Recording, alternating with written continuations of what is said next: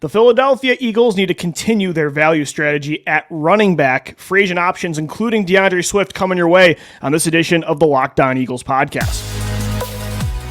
You are Locked On Eagles, your daily Philadelphia Eagles podcast. Part of the Locked On Podcast Network, your team every day.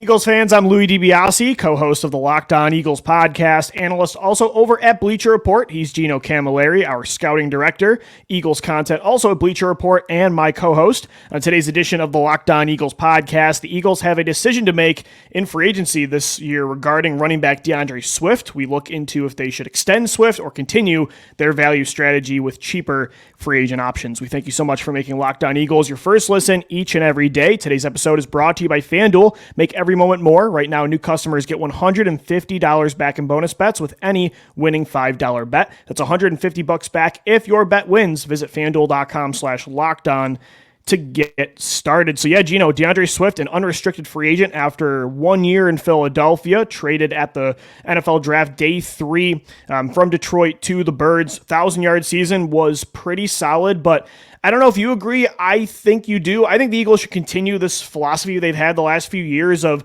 going value at running back. Sometimes, you know, Howie Roseman always says we want to zag when the rest of the league zigs, right? We want to be different. But sometimes there's reasons everybody does the same thing, and I think they should follow suit here at running back and go value. I would let DeAndre Swift walk. There's a reason that the Philadelphia Eagles haven't handed out a big contract to a running back since LaShawn McCoy. Or DeMarco Murray, but that was Chip. We're not even going to go Yeah, down. so Howie hasn't had a multi-year extension to a running back since Shady. Yeah, that's what I'm saying. Somebody who's been in-house, they have earned that money. I believe DeAndre Swift earns more than Miles Sanders did last year, in my opinion. I think some team is going to fall in love with him and pay him because he still has a lot of miles left to give, in my opinion. He's still young. What is he? Just turning 25 years old. He's explosive. He looked like he could cut on a dime going back to LaShawn McCoy. As good as ever. But with the Philadelphia Eagles, it comes down to a true Moneyball approach of we are not going to pay one guy what we can pay 4 guys. Example, last year with Miles Sanders getting $6 million a year from the Carolina Panthers. All in all, the Philadelphia Eagles are barely paying the combination of the 5 guys that they had to begin the season a little over $5 million. And that's more than likely the way they're going to go about it. Boston Scott, is he going to be back? I think they try and look to upgrade at that position. Rashad Penny, he's not going to be back. Was he really even here, though? That is the question. He was not. The big one is DeAndre Swift, and is Howie going to get into a bidding war with another team over this guy just because he wore midnight green last year? Absolutely not. He's going to say, all right, go and walk, and I'll find somebody at August 22nd in agency. That's the thing. And that's the thing, Gino, is I'm not saying DeAndre Swift isn't a good player. As you mentioned, very explosive last year. He's young, not a lot of tread on the tires because he wasn't a lead workhorse back in Detroit. Over 1,000 yards last year, had some big games early, some clutch plays late in games against some really good teams. I do think Kellen Moore could better unlock his receiving ability that Brian Johnson was not able to do last year. The player himself is a solid player that would fit this offense.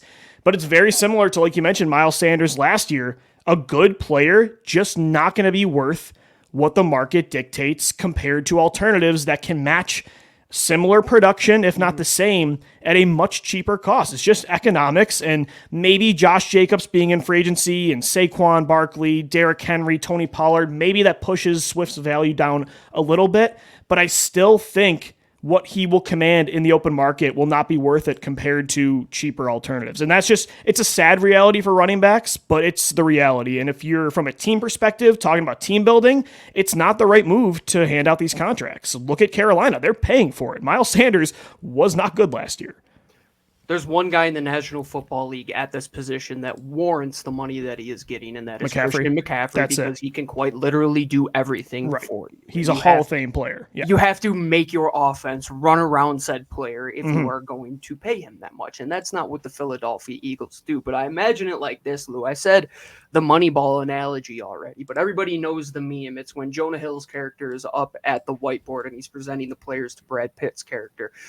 I imagine that being the roles reversed in Philadelphia, where it's Howie Roseman up at the whiteboard and it's Nick Sirianni sitting down in Brad Pitt's seat, and he's like, this is Devin Singletary. He can do X, Y, and Z, but his downfall is X, Y, and Z. And Howie Roseman just goes through all those guys, and he says, we can get them for what we can pay him. And that's what's going to happen this year. Could it be a combination of 2 or 3 free agents like it was last year, or adding somebody at the draft, or getting somebody via a trade that has a year left on their contract? Howie Roseman, at this position especially, Lou, has explored just about every avenue there is to acquire talent. He's used just about everything besides a first-round pick on a running back at this point. No, for sure. And to me, the value signing and free agency of I just want to improve this committee. Even if you were to bring back DeAndre Swift, as you mentioned, Boston Scott's a free agent. I want to upgrade there. I don't want to rely on Kenneth Gainwell anymore as RB2. No. Give me that Jordan Howard, LeGarrette Blount type of free agent veteran. Give me a kid day 2 in the NFL draft. Like, bring back that Miles Sanders, Jordan Howard kind of 1-2 punch from 2019. That's kind of what I'm looking for. And again, I like Swift the player, but again, this is just the reality of the position, and I think there are better alternatives who we will get into coming up next right here on Locked On Eagles, running back options as we continue our offseason options series. Today's episode of the Locked On Eagles podcast is brought to you by BetterHelp. Sometimes we all need the opportunity to get something off our chest, big or small. Certain things can really start to get to you. It's important to let that out, especially to someone who's unbiased on your life. So today, got to talk about something we're feeling, and we've been thinking about this all week regarding running back. Do not pay them. Go value. The Philadelphia Eagles have shown in the past that that's the best strategy. Last year with DeAndre Swift, you look at their Super Bowl season. LeGarrette Blount, they signed in June. Jay Ajayi, they traded for at the deadline. Corey Clement was an undrafted rookie, and yet they combined for 300 yards in the Super Bowl. Go value at running back. We've been trying to say that the entire time we've been on this podcast. So back to something that really matters, though, therapy. It can be different for everyone. Most of us have bigger problems on our chests than our favorite sports team and their running back philosophy. It's important to get those important things off your chest every once in a while. If you're thinking of starting therapy, give BetterHelp a try. It's entirely online. It's designed to be flexible and suited to your schedule. All you got to do is visit BetterHelp.com/lockedon, and you're going to get 10% off your first month. That's BetterHelp.com/lockedon to get 10% off your first month of online therapy.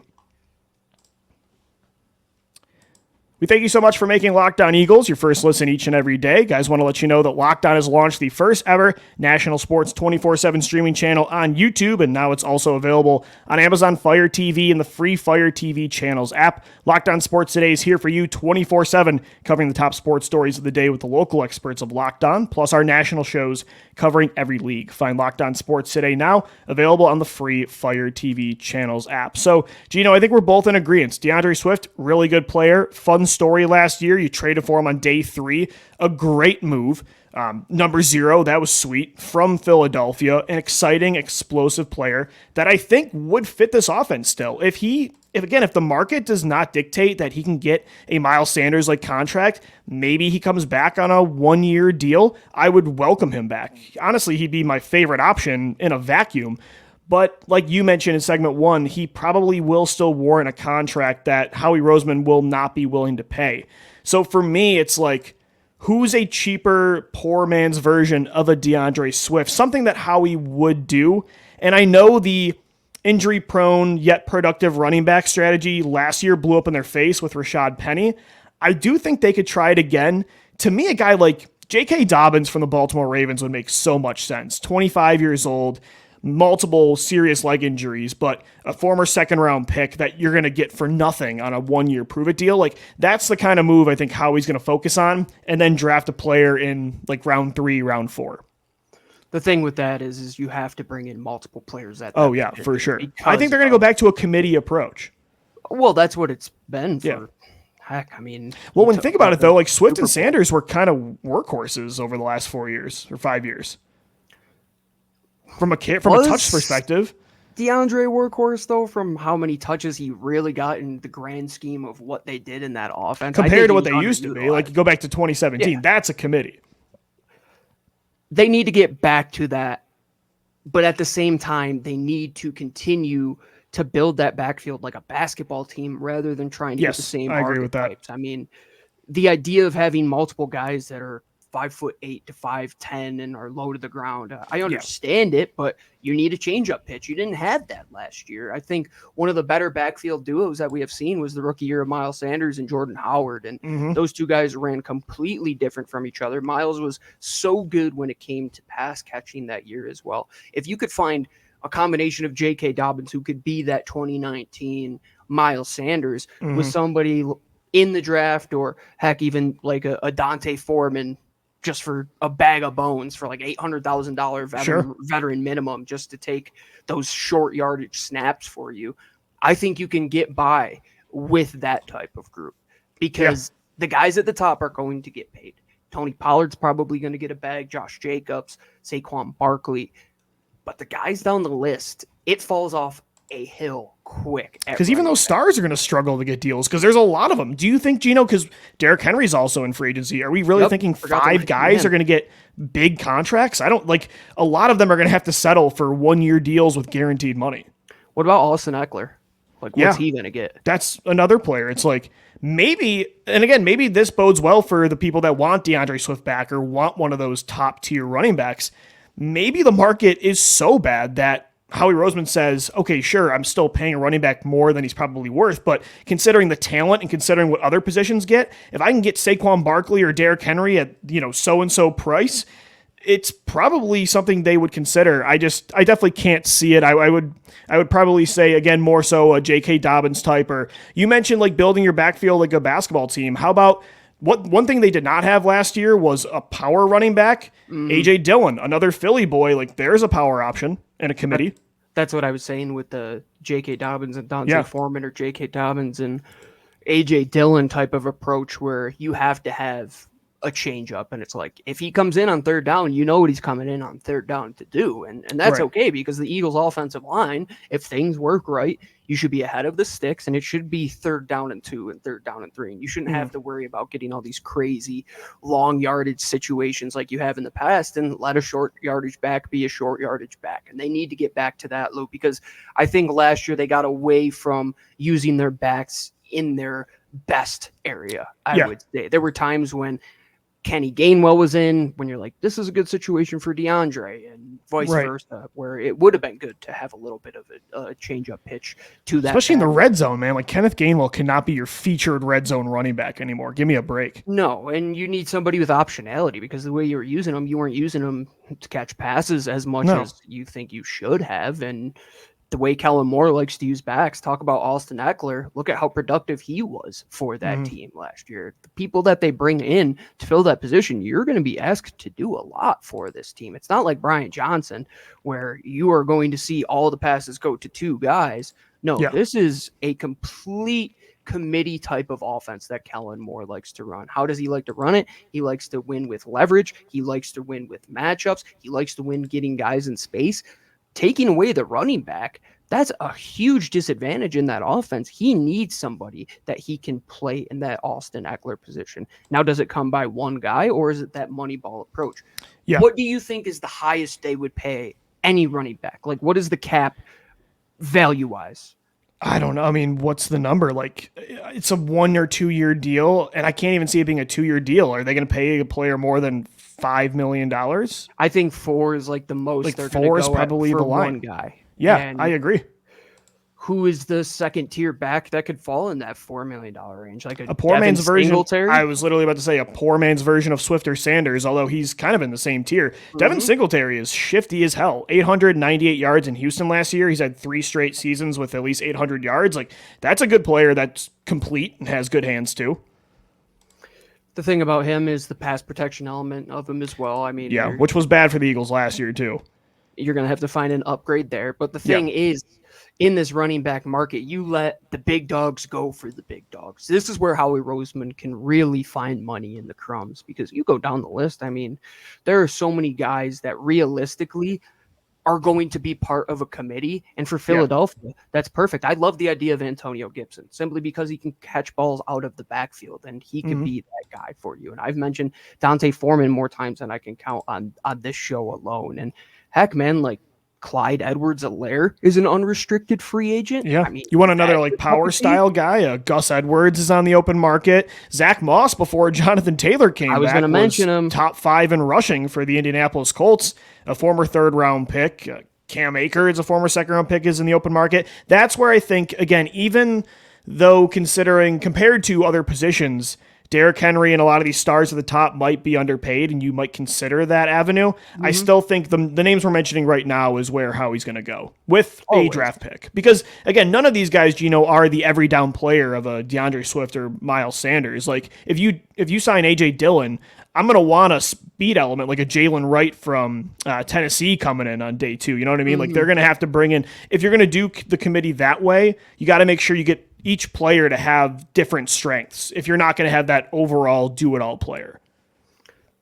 Kenneth Gainwell has to be in the equation when we are talking about this. So let's break it down. What are the roles I don't want that him you to be need there, out of those 3 guys? And unfortunately, that's... I want him to, if he's RB3, fine. That's fine. Yeah, and that's for sure. So I'm saying what you need. You need one guy who can do a little bit of everything. He doesn't have to be great at it. That's the Devin Singletary that I'm talking about. Somebody who can be a pass catching option, a running option for you, and be in there on all 3 downs. Your quote-unquote RB1. Kenneth Gainwell, that's going to be your little bit of an undersized change-up pitch to that lead back. And then what we really need is that Jordan Howard element. Yeah. It's 3rd down and 4. We need 4 yards to go get a first down, and we're going to go get 5 yards. Yeah. And heck, look at the Buffalo Bills last year with Latavius Murray, Lou. I mean, he's, 34 years old? That type of role, you can get good production out of guys who are a little bit older. Where do you find the value, though, with these type of guys? That's the thing. They're not going to garner all of this money. They're going to be veteran minimum type of guys.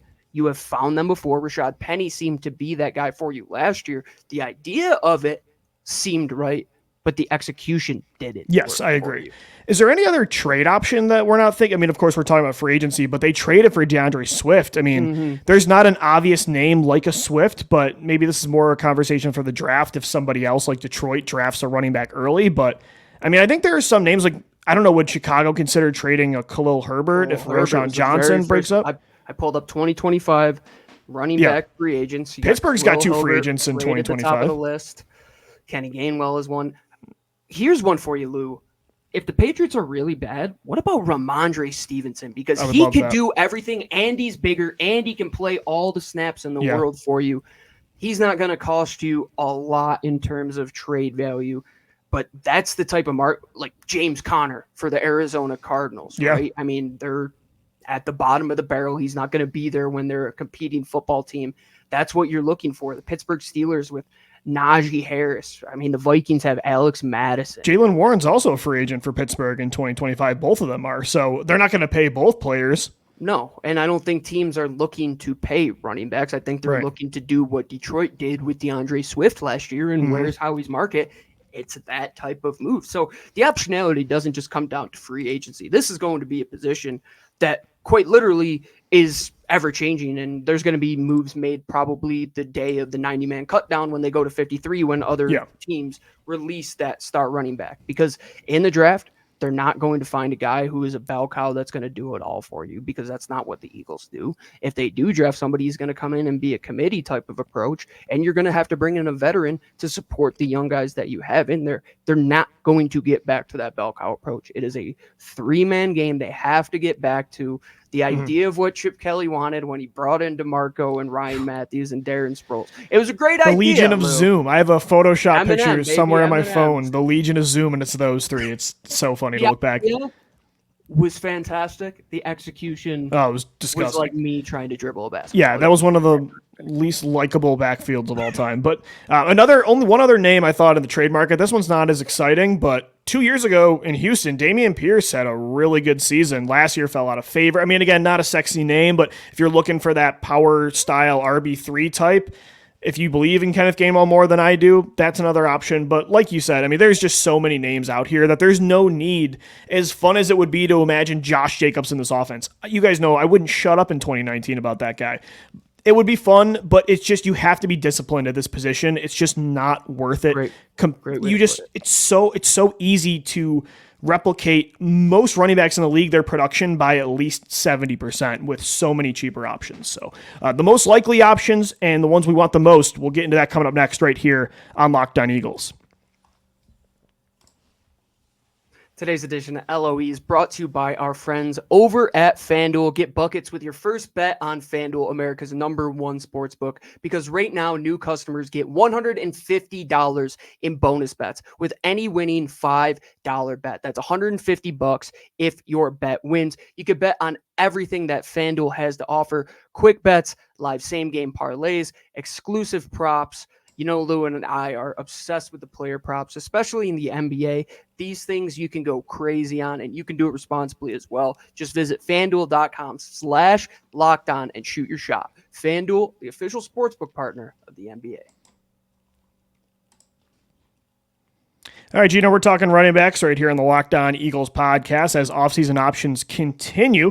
And this is actually our second last portion of this series. We're going to do tight ends as well as some other content tomorrow for you on our Friday show. All right, we've talked about a lot of names, as we've done for all these shows this week and last week. The most likely option of running back for Howie Roseman and the one you would want the most. Most likely, I think you're right up the avenue of J.K. Dobbins. I totally agree. A lot of sense for this Dobbins. Eagles team, where he's forgotten about. It's not going to be at the top of teams' radar. But Howie Roseman just has that tape cut up, and he's just watching it over and over again. He's like, that's that healthy J.K. Dobbins. He's something. I think they make a move like that. I agree. And I think you can back it up with at least another move in terms of a trade and or an addition via the draft, both in that weekend. I totally agree. I would say Dobbins is the most likely. The favorite one for me, I like A.J. Dillon on a 1-year prove-it deal with the hometown team. He was injured last year, so it's not going to get really a huge contract. Another former second-round pick that's got a power style that I want. Actually, funny enough, before last year, he was the 6th highest graded running back, according to Pro Football Focus, over a 3-year stretch from their overall offensive grades. So, I mean, Dillon was not too shabby the years before. As RB2, he surpassed 800 rushing yards in 2022, over 700 in 2021. Like a solid player that can be your new, like, again, Jordan Howard, as I mentioned, and then I'll go find my Miles Sanders in the draft, just not in the version of a second-round pick. Yeah, no kidding. Like, give me a 3rd or 4th round version of Miles. Although I would love Bucky Irvin. I was going to say, your boy Bucky Irvin from Oregon. That's the guy for you. Yeah. If I had to put together somewhat of a dream situation, I mean, we're talking about a little dream, one that you wake up a poor man's running back dream. Yeah. I want Antonio Gibson. Okay. And I want to pair him with Kareem Hunt. I think the talk of Kareem Hunt last year made a lot of sense. I think he would have been signed if that situation didn't happen where Nick Chubb went down to the injury, because the Eagles were looking for that type of player. As the weeks went on with Rashad Penny not panning out. Could those two guys, for a combination of $4 million, one being very good in the run, one being very good in the pass, with Kenny Gainwell, with the optionality to go and draft somebody else, count me in, Luke. I like that. I didn't even think of Kareem Hunt. Let us know what you think. Hit us up on Twitter at LockedOnBirds, at GC24_football, and at DiBiase LOE. That'll do it for today's edition of the show. We thank you so much for making Locked On Eagles your first listen each and every day. Want to let you know one more time about Locked On launching the first ever national sports 24/7 streaming channel on YouTube. And guys, it's now also available on Amazon Fire TV in the free Fire TV channels app, so go check that out. For Gino Camilleri, I'm Lou DiBiase signing off. As always, thank you for downloading, thank you for watching and listening, and let's go Birds. Fly, Eagles, fly.